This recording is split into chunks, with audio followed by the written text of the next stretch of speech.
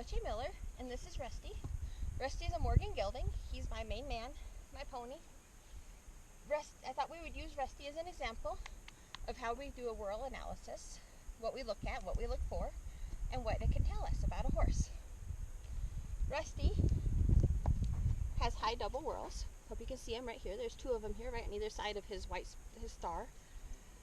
High double whorls show a horse who is both right and left brain. They're very level-headed thinkers, but they are also sensitive and can be reactive, both at the same time, which is very useful. He is very, very smart. He has a great ability to concentrate. He can work and focus on one job until it's done and learn it immediately. He has lots of strong ideas of his own. He is hot and fiery, but for a small child, he can be very quiet. He goes from my big fire-breathing dragon to a deadhead pony for my small children to ride. He babysits happily, and he seems to understand the difference. A high double whorl has enough left brain that they can be very pushy. They know what they want, and they are not at all shy about demanding it. He wants scratched. He says, "Scratch me now." He came to me actually because he ran people over. He wound up in a kill pen at the tender age of 2 because he had no manners, didn't acknowledge personal space, didn't have any interest in learning. He had been whacked as hard as you could get him to back off, and he didn't care. We finally turned to clicker training to get him to want to work with me instead of trying to force him. That want to is very important. He also has a whorl on the side of his jaw right here. You probably can't see it. Whorls on the jaws show even more left brain characteristics. Bold, curious, friendly, brave.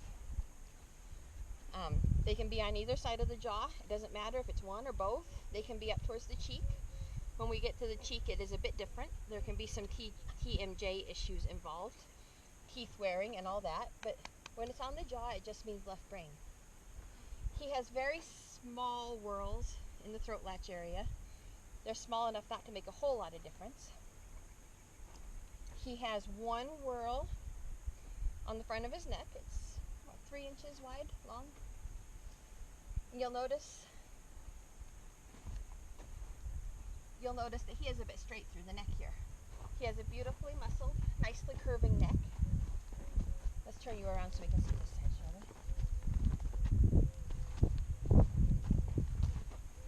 He has a beautifully muscled, nicely arched neck, a bit fat, even though he's on grass hay in dry lot, and it can arch nicely, but it's straight with a little more muscling right here. And that's what we expect to see with a whorl on the front of the neck. He does have a Prophet's thumbprint, which is really just a dent in the muscle caused by an injury, often in the womb, but it can be afterwards. The legend says that it shows a good horse, and I'm willing to go with that because my horse is practically perfect and he's got it. His chest whorls are perfectly even. All horses should have a whorl on the pectoral muscle here on each side, and them being even is very important. All horses have flank whorls. It's also very important that they are even from side to side. When they aren't, it can mean very imbalanced, preferring one lead over the other. His come clear down around. That should mean he's good at reaching up under with his hind legs and they won't trail out behind him. Is that what that means? He also has, well, we can't see it right now, but often he has a line down the front of each fetlock, of each pastern here on the front legs. Interestingly, he has some trouble with founder. He has foundered in the past, not a normal founder, but in the middle of January on dry lot and grass hay, he foundered somehow. We don't know how, didn't get into anything, nothing unusual. I was told one time that it was possibly cold founder from the cold weather. And while he was foundered, he had those lines down the front of each pastern. Now that we are dealing with it, you can see he's got shoes on, some corrective shoeing to deal with the separation of the hoof wall, and now the lines are gone. So that's even more interesting, that when he's sound and comfortable, he's no longer showing that particular whorl type. But along with whorls, we need to look at head shape. Rusty has a lovely chiseled head. I could just think that because he's mine. And I think he's gorgeous. Come here. He has large eyes. They're showing some worry lines right now because looking at whorls is extremely stressful for horses. They tend to get all worked up about it.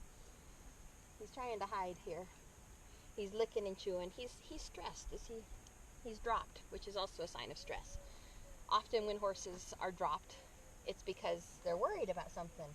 He always drops when we're training and I'm introducing something new to him and he's trying to figure out what's going on. So some horses will drop just because they're happy and relaxed or excited about what you're doing. He drops because he's stressed. So I guess that does count like a whorl as an outside indicator of what's going on inside. If your horse is dropped, there's a good chance that they're stressed. And see all this licking and chewing?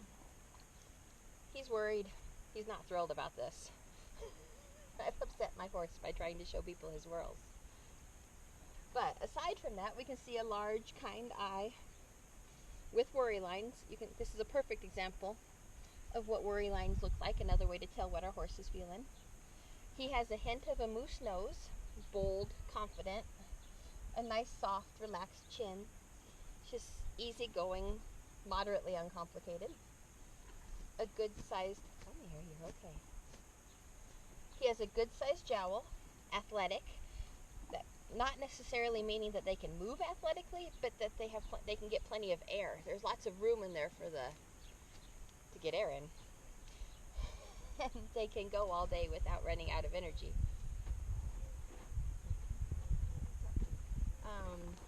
He has a broad forehead. He's very intelligent, a quick learner, big nostrils, quick learner.